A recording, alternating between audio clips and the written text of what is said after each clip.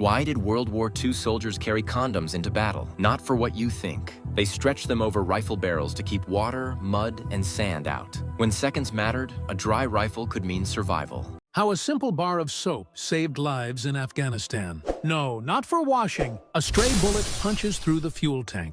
Precious diesel pours onto the ground. The vehicle is doomed. It will stop right in the middle of the road.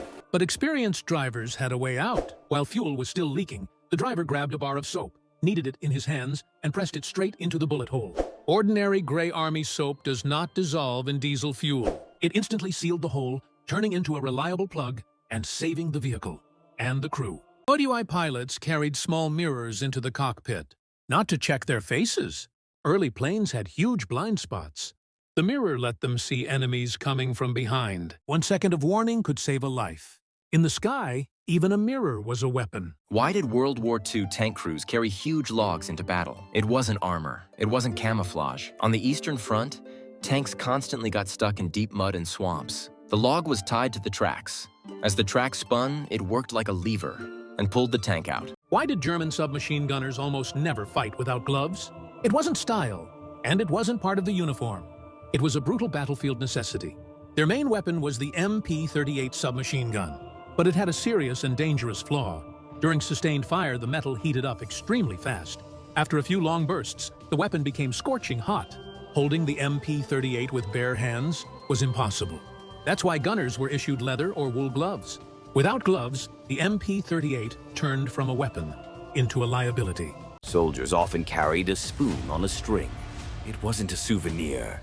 In war, losing gear was easy. Finding food wasn't. A spoon on the neck could never be lost. No spoon meant no food. No food meant weakness. In war, even a spoon could decide if you lived. Why did Germans drop wooden bombs on a Soviet airfield? Luftwaffe intelligence spotted a massive target. Planes, fuel trucks, even anti-aircraft guns. For weeks, German pilots bombed it, hitting the target perfectly. Then they learned the entire airfield was fake, so they dropped one last bomb made of wood. U.S. soldiers were ordered to destroy this before battle. Not a weapon, not equipment, a cigarette. They broke it in half and hid the pieces, because a single spark could kill an entire squad.